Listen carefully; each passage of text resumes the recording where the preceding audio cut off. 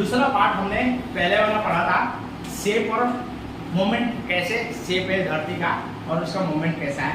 अभी हम क्या देखेंगे, इंटरनल स्ट्रक्चर ऑफ अर्थ।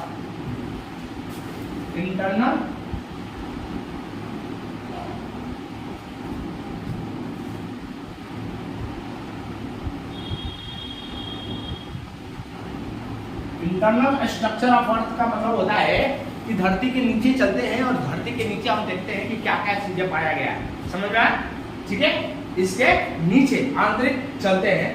अब देखो भाई, सबका बर्थडे आता है, केक तो काटा जाता है, तो आपने केक तो काटा ही होगा। अब देखो जैसे केक काटा जाता है ना, उससे वैसे ही ध्यान रखो, इसको वैसे ही काटना है। जैसे केक काटा जाता है वैसे ही धरती को नीचे की तरफ काटना है और फिर देखना है कि धरती है कैसे नीचे। ठीक है ना? तो इसको केक की तरह काट दिया, ध्यान से देखिएगा,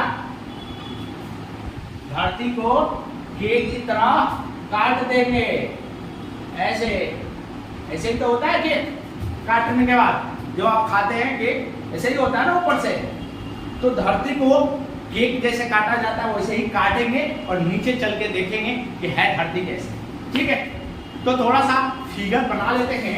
ये देखिए 0 से 25 धप धप धीरे धीरे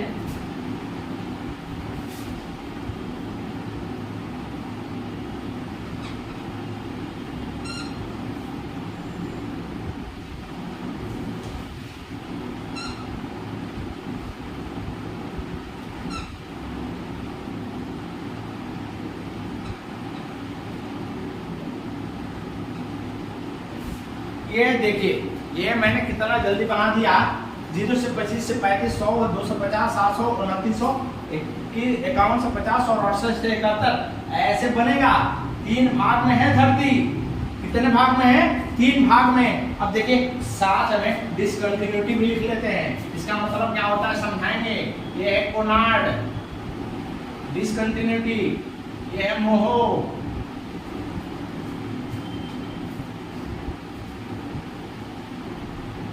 फिर आता है गुटेनबर्ग,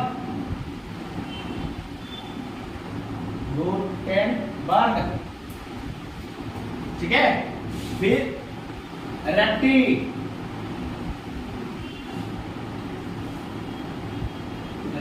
डिसकंटिन्यूटी और आखिरी में लेहमान। डिसकंटिन्यूटी का मतलब होता है कहाँ नीचे उसके मटेरियल जो है ना वो चेंजेज हो रहे हैं अर्थ के मटेरियल कहाँ चेंजेस हो रहे हैं, वो डिसकंटिन्यूटी है। समझ में आया? लोगों ने ये साइंटिस्ट जो सारे के सारे थे, कोनार्ड, मोहो, गुटेनबर्ग, रेप्टी और लेहमान, जहां जहां लिखा है वही लिखना है। समझ में आया? हम समझाएंगे कि धरती के नीचे हमें कैसे पता चला कि धरती का हिसाब किताब कैसा है। क्रस्ट पता चले, मेंटल पता चले, कोर तो हमें पता कैसे चला है, वैसे ही पता चला है। ठीक है ना? अब देखिए आपके ये वाला पार्ट भाग को क्रस्ट बोला जाता है, यहां से लेकर यहां तक भाग को मेंटल बोला जाता है, और यहां से लेकर यहां वाले भाग को कोर बोला जाता है। 3 भाग में है। समझ में आया? 3 भाग में है ये धरती। इसको देखिए ध्यान से, 3 भाग में है धरती, एक है क्रस्ट, मेंटल और कोर। समझ में आया? अब हम बोलेंगे कि हमें धरती के बारे में पता कैसे चला कि ये जो धरती है वो क्रस्ट, मेंटल और कोर में नीचे है। हमें कैसे अनुमान लगा कि ये धरती के नीचे चल क्या रहा है? ठीक है, तो देखो इस धरती के नीचे पता करने के लिए अलग अलग चीजों का प्रयोग साइंटिस्टों ने किया था। समझ में आया? अलग अलग चीजों का प्रयोग किया था। उसमें सबसे महत्वपूर्ण रोल जो प्ले किया वो सिज्मिक वेव ने। Seismic wave. अब सिज्मिक वेव क्या होता है? सिज्मिक वेव कुछ नहीं होता है, अर्थक्वेक जो होती है ना, तो अर्थक्वेक से तरंगे निकलती है। अर्थक्वेक से तरंगे निकलती है और उस तरंगे को सिज्मिक वेव बोला जाता है। समझ में आया? तो हमने अर्थक्वेक से निकले हुई तरंगों को हमने एनालिसिस किया, विश्लेषण किया, और फिर हमने देखा कि धरती के नीचे क्या है। तो कुछ ऐसे वेव हैं तो उनके चरित्र के बारे में जानना जरूरी है। जब उनके हम चरित्र जानेंगे तब हम ये समझ पाएंगे कि हमें कैसे मालूम चला कि क्रस्ट क्या है, किस मतलब सॉलिड है, लिक्विड है, गैस है, मेंटल में सॉलिड लिक्विड गैस कैसे है, मतलब कोर में लिक्विड भी है और आपके सॉलिड भी है। तो ये चीजें हमें कैसे मालूम चला, तो ये सिस्मिक वेव है। इस सिस्मिक वेव से हमें पता चला। देखिए सिस्मिक वेव दो तरीके के होते हैं, लिखिएगा। सिस्मिक वेव कितने प्रकार के होते हैं? दो प्रकार के। एक होता है बॉडी वेव, बॉडी वेव, दूसरा होता है सरफेस वेव। सिस्मिक वेव दो प्रकार के होते हैं, एक होता है बॉडी वेव, दूसरा होता है सरफेस वेव। और बॉडी वेव का मतलब धरती के नीचे पूरा शरीरवा में ना घुस जाए, उसको बोलते हैं बॉडी वेव, समझ में आए? और सरफेस का मतलब ऊपर आ, कपर में कर रहे, समझ में आए? तो इसी को बॉडी वेव और सरफेस वेव बोलते हैं। अब देखो ये बॉडी वेव भी दो प्रकार का होता है, बॉडी वेव भी दो प्रकार का होता है। एक को बोलते हैं पी वेव, पी वेव, और दूसरा एस वेव। बॉडी वेव भी दो प्रकार का होता है, एक होता है पी वेव मतलब प्राइमरी पहला वाला, और सेकेंडरी द्वितीय। सरफेस वेव बहुत प्यारा वेव है और इसको एल वेव बोला जाता है, एल वेव बोला जाता है। और एल वेव दो प्रकार के होते हैं, एक होता है लव, वही प्यार वाला लव वेव, और दूसरा होता है रेलिक वेव, ठीक है। ये होते हैं जब अर्थ के वेग आता है तो अर्थ के वेग से ये तरंगे निकलती है। और तरंगे कितने प्रकार की होती है? दो प्रकार की होती है, एक शरीर वाला और एक सरफेस वाला। शरीर वाला दो प्रकार का होता है, पहला पी वेव, दूसरा एस वेव। और सरफेस वाला एल वेव होता है। और एल वेव दो प्रकार के होते हैं, एक होता है लव और दूसरा होता है रेलिक। समझ में आया? ठीक है। अब देखो पी वेव क्या होता है। पी वेव एक ऐसा वेव है, समझ में आया? पी वेव एक ऐसा वेव है, इधर देखिए, पी वेव एक ऐसा वेव है जो सॉलिड, लिक्विड और गैस तीनों अवस्था में तेजी से भागता है। सॉलिड में भी, लिक्विड में भी और गैस तीनों में ये दौड़ता है, तीनों में जाता है ये वेव, समझ में आया? तीनों में जाता है, ठीक है। अब देखिए एस वेव क्या होता है।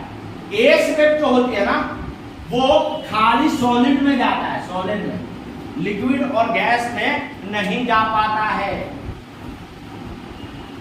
ठीक है। पी वेव जो होता है वो इसको देखो, डेंसिटी जब बढ़ेगा, डेंसिटी बढ़ेगा, घनत्व जब बढ़ता है, इलास्टिसिटी जब बढ़ता है किसी भी रॉक का, मतलब किसी भी पत्थर का, तो ये क्या करता है, इसकी स्पीड बढ़ जाती है। और इसकी स्पीड सबसे ज्यादा होती है पी वेव का, और वो होती है 6.8 किलोमीटर पर सेकेंड से लेकर 6 दूनी 12 13.6 किलोमीटर पर सेकेंड। पी वेव की स्पीड होती है 6.8 किलोमीटर पर सेकेंड से लेकर 13.6 किलोमीटर पर सेकेंड, समझ में आया? और वेस वेव क्या होती है? एस वेव की स्पीड थोड़ी सी कम होती है, 4 से 7 किलोमीटर पर सेकेंड, 4 से 7 किलोमीटर पर सेकेंड, समझ में आया? साथ में ये भी लिखो, पी वेव लॉन्गिट्यूडिनल वेव है, लिख लो, पी वेव लॉन्गिट्यूडिनल वेव है, और एस वेव आपका ट्रांसवर्स वेव है। अब ये लॉन्गिट्यूडिनल और ट्रांसवर्स वेव क्या होता है, ध्यान से देखना।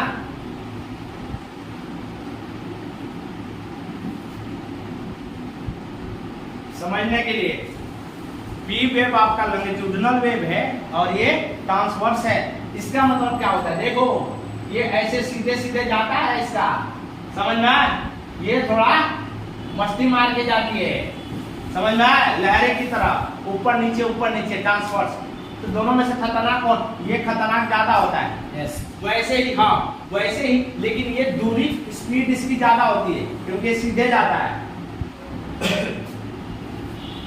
इस वेव खतरनाक होता है as compare to P wave, लेकिन दूरी सबसे ज्यादा तय करता है, वो करता है पी वेव, क्योंकि सॉलिड और लिक्विड और गैस तीनों में क्या कर सकता है? घूम सकता है, जा सकता है, समझ में ट्रेवल कर सकता है। और एल वेव जो होता है ये जिगजैग मोशन पे होते हैं, ये काफी ही जिगजैग होते हैं, ऐसे जिगजैग। एल वेव सबसे ज्यादा खतरनाक होता है और एल वेव जो होता है वो 1 से 2 किलोमीटर पर सेकेंड के हिसाब से चलता है, 1 से 2 किलोमीटर पर सेकेंड के हिसाब से चलता है, समझ में आया?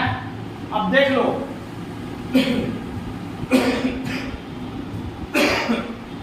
समझ में आया? अब देखो, तो यही जो सिस्मिक वेव है, मान लो सिस्मिक वेव का मतलब होता है कि अर्थ पे यहां पर मान लो अर्थक्वेक आ गया, यहां से इसे नीचे ट्रैवल करना, यात्रा करना प्रारंभ कर दी, समझ में आया?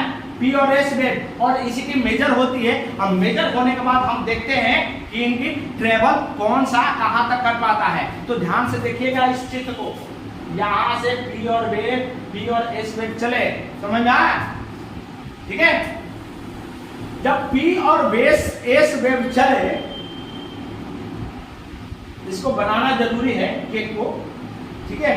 हाँ, तो अब देखो यहां से जब चले तो ये वाला पार्ट आपका क्रस्ट है, और क्रस्ट का मतलब होता है कि ये ग्रेनाइट से ऊपरा बना है, ऊपरा वाला कैसे बना है? ग्रेनाइट से, और दूसरा बना है बेसाल्ट से।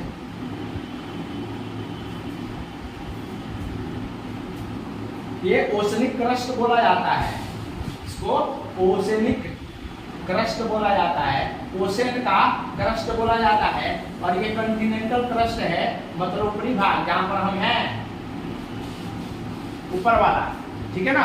अब रटने के लिए है, रट लेना, इसको सियार बोला जाता है, सिलिकॉन और एल्युमिनियम इसको सीमा बोला जाता है। सिलिकॉन और मैग्नीशियम की मात्रा ज्यादा होती है, समझ में आया? ठीक है, लिखवाएंगे, उसको भी लिखवाएंगे, इधर देखते रहो, बीच में बोलते रहो, समझ में आया? अब देखो अब क्या है, ध्यान से देखना। जब पी और बेस वेव नीचे की तरफ चलना प्रारंभ करी, तो मैंने क्या कहा था? पी और एस वेव दोनों के दोनों स्पीड, दोनों सॉलिड में तो दोनों चलते हैं, दोनों के दोनों सॉलिड में चल रहा है, लेकिन लिक्विड और गैस में केवल पी वेव जा पाता है, एस वेव नहीं जा पाता, समझ में आया? तो दोनों ने, जब साइंटिस्टों ने देखा सिस्मिक वेव को मेजर किया, तो उनको क्या लगा कि यहां से दोनों तो सही चले, पी और एस वेव क्रस्ट में, मतलब उनको ये पता चल गया क्रस्ट जो है वो सॉलिड है, आपके क्रस्ट क्या है? सॉलिड है, समझ में आया? अब देखो फिर वहां से नीचे जाना प्रारंभ करी, लेकिन यहां मटेरियल चेंज हो रहा है, इसी को डिसकंटिन्यूटी बोला जाता है। मैंने बताया 0 से 25 के कोनार्ड डिसकंटिन्यूटी है, दोनों तो चले, दोनों पार किए, लेकिन यहां अचानक बदलाव हुआ, वो बदलाव इंस्ट्रूमेंट पे देखा गया बदलाव। उनको लगा कि जो यहां पर मटेरियल है 0 से 25 तक, वो नीचे की तरफ उसका मटेरियल नहीं है। तो 0 से 25 तक ये पता चला ये ग्रेनाइट से बना हुआ है, और 25 से 35 के बीच हमको ये पता चला ये किससे बना हुआ है? ये बेसाल्ट से बना हुआ है, ठीक है? अब बेसाल्ट से बना है, फिर 35 पे फिर वापस से चेंज होता है, और इसको बोलेंगे मोहो डिसकंटिन्यूटी, मोहो ने बताया था, ठीक है ना? मतलब 35 के बाद मेंटल आपका प्रारंभ होता है, क्या प्रारंभ होता है? मेंटल, ठीक है ना? अब देखो मेंटल दो भाग में है, एक है अपर मेंटल और दूसरा लोअर मेंटल। अब ध्यान से सुनना, यही पूरी कहानी है मेंटल की। देखोगे मेंटल, और ये किससे बना है मेंटल? ये आयरन, फेरस और मैग्नीशियम, आयरन और मैग्नीशियम की मात्रा सबसे ज्यादा मेंटल में पाया जाता है। अब ध्यान से देखना, मैंने लोअर मेंटल लिखा है 700 के बाद वाला, 700 से ऊपर है अपर मेंटल, और बीच में मैंने यहाँ पर 200 से 250 में ये लिखा है। ये है क्या? तो ये है क्या? इसी को स्टेनोस्फीयर बोला जाता है। अब स्टेनोस्फीयर क्या होता है? देखो ये कुछ नहीं होता, ये सेमी लिक्विड के रूप में है। स्टेनोस्फीयर 100 से 250 किलोमीटर में मेंटल में जब आप नीचे जाओगे तो सेमी लिक्विड है, ये सेमी लिक्विड है, ये सेमी लिक्विड है, मतलब न पानी है ढंग का, जेली की तरह, जेली की तरह, समझ में आया? सेमी लिक्विड है ये, जेली की तरह, ठीक है ना? अब देखो ये जो सेमी लिक्विड है तो हमें कैसे मालूम चला ये सेमी लिक्विड है? तो ध्यान से देखो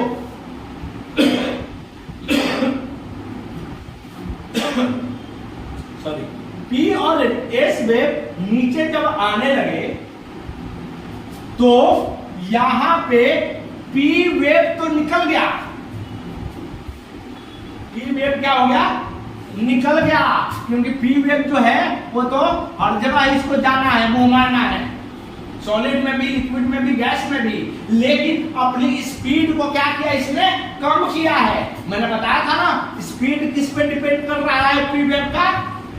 उसके घनत्व पे, और लिक्विड का घनत्व कम होती है। इसका मतलब ये पार तो कर गया पी वेव, लेकिन स्पीड, इसकी गति क्या थी? कम थी। और एस वेव क्या हुआ? ये भी करी, क्योंकि सेमी लिक्विड है, पूरी तरह लिक्विड तो है नहीं, लेकिन बहुत ही कम स्पीड में, बहुत ही कम स्पीड में। तो साइंटिस्टों को लगा कि ये क्या चक्कर है 100 से 250, तब उनको ये पता कि कुछ ना कुछ, क्योंकि एस वेव पार तो कर रही है तो इसका मतलब पूरी तरह लिक्विड तो होगा नहीं, समझ में आया? लेकिन पी वेव पास कर रही है, थोड़ी सी अपनी स्पीड को, गति को उसने कम किया है, तब इसको ये समझ में आया साइंटिस्टों का कि ये क्या है? ये स्टेनोस्फीयर, और ये क्या है? सेमी लिक्विड के रूप में है मौजूद। समझ में आया? अब देखो नीचे की तरफ जाना प्रारंभ करें, ठीक है? तो ये जो 100 से पार हो रहा है मटेरियल, इसको गुटनबर्ग ने बताया था, और गुटनबर्ग डिसकंटिन्यूटी बोला जाता है, इसको डिसकंटिन्यूटी बोला जाता है इसको, समझ में? अब देखो पी वेव फिर नीचे जा रही है, पी वेव फिर नीचे जा रही है। अब नीचे जब जा रही है पी वेव तो 700 से 29 तक हमने देखा कि ये तो हार्ड है, हार्ड है, और हार्ड क्यों है ये? क्योंकि यहां पर दोनों ही ट्रैवल कर रही है और स्पीड को बढ़ा दे रही है। दोनों ने अपनी स्पीड को यहां पर बढ़ाया, क्यों? क्योंकि उनको लगा ये तो सॉलिड है भाई, मतलब नीचे वाला ये सॉलिड है। लेकिन 2900 के बाद एस वेव समाप्त हो जाती है। 2900 के बाद एस वेव आपका समाप्त हो जाता है, खत्म हो जाता है, डिसअपियर हो जाता है। और इससे हमें पता चला कि 2900 और 5150 के बीच कोई नया चीज है, और नया चीज क्या था? ये लिक्विड के रूप में कोर मौजूद है। ये कोर जो है वो लिक्विड के रूप में है,